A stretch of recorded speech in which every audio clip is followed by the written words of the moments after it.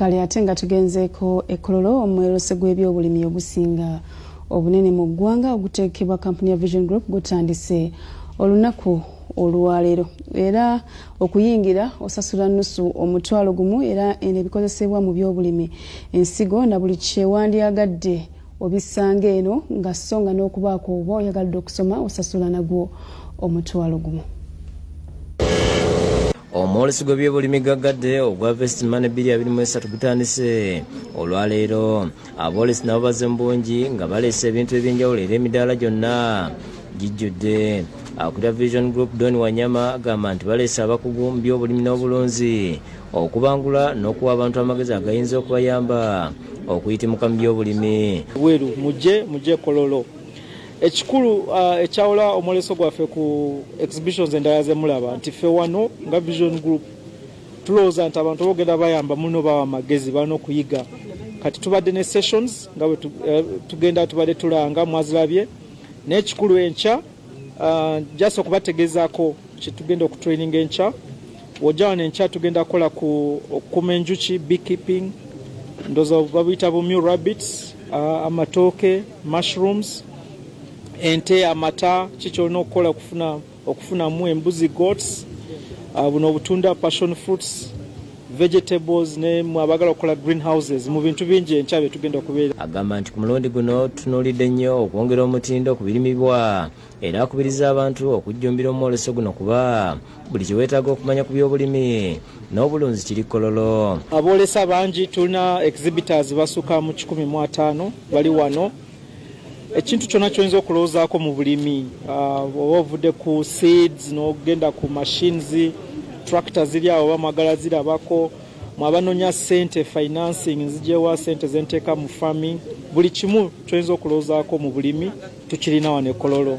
Mu ngeri y'enjawulo asibye abazadde okuleeta abaana baabwe bayigirizibwe bato bannaabwe kuba bagenda okuddawo enkya nga nabwe ekityo balina okubajja obuto nga bakibaagazisa. Kati twakoze enkya ku ssaawa 6 mpaka ssaawa 7 tugenda beera ne session y'okuyigiriza abaana children on farming. Kati mumanyi nti session zaffe ez'okuyiga mubadde musasula mutwalo gumu okuyingira n'ekino eno session egenda beera ya bwerere naye abaana abato so muleta abaana bammwe abazadde muleta abaana bayige bamanye ebintu by'obulimi babikola batya. Omwana aleka okulooza nti amata gava mu fridge nedda. Mubooleseza kuliko ekitongole ky'amakomera nga baleese ebirime ebibajje n'engatto nga bino bikolebwa abasibe.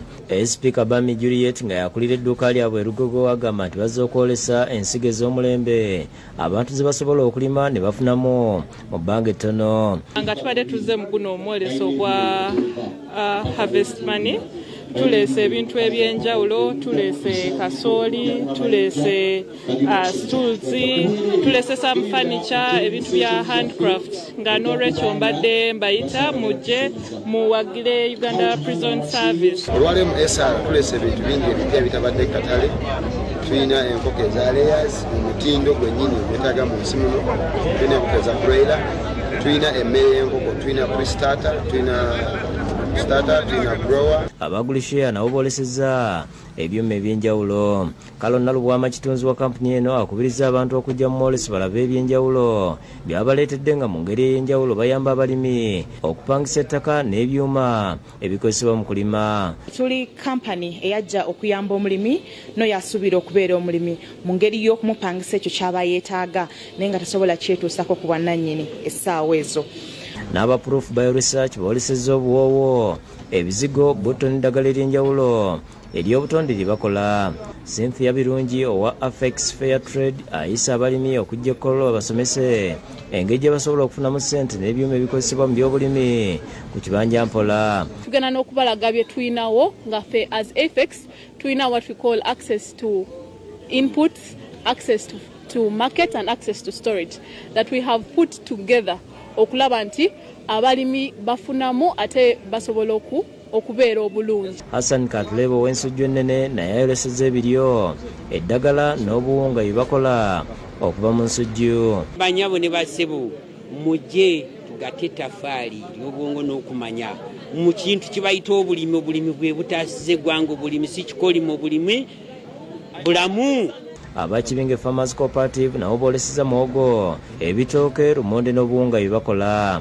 Sempeereza Kato naye ayolesezza muwogo ow'embala gwali mulimu guno gw'osaanye okwefunirako. Normally when cassava is a soft even our cassava that we grow does not go down like cassava. Okwonda Fifi owa Fat Plus agamba nti baleese ekigimusa eky'amazzi n'empeke nga tekirina bulabe ku bantu n'obutonde ate nga bakisaze ebitundu 4 ku buli 100 eri abanaakigula mu mwoleso. Fat Plus kigimusa kya butonde ekizabujja ettaka ekigimusa bye tulimye ate ekyongera ku makungula y'ebye tulimye. Fat Plus talina bulabe n'omuntu, talina bulabe n'ebisolo, talina bulabe n'ettaka. Amu ku bantu abazze mu mwoleso okuli Mubiri Samuel ne Samuel Muganga Kivumbi ab'Eggayaza Namavundu basimye omutindo omwoleso kwe gutekeddwa era ne bakubiriza abantu okujja okweggulira ku bintu bya layisi. So si kujja kuba kati ffe twazinga abajja okulambula naye tusangiddwa ng'ate tetulina ssente naye ate ng'ebintu birungi ekyolabo kyagala ekyoliro kyagala mulimu eddagala.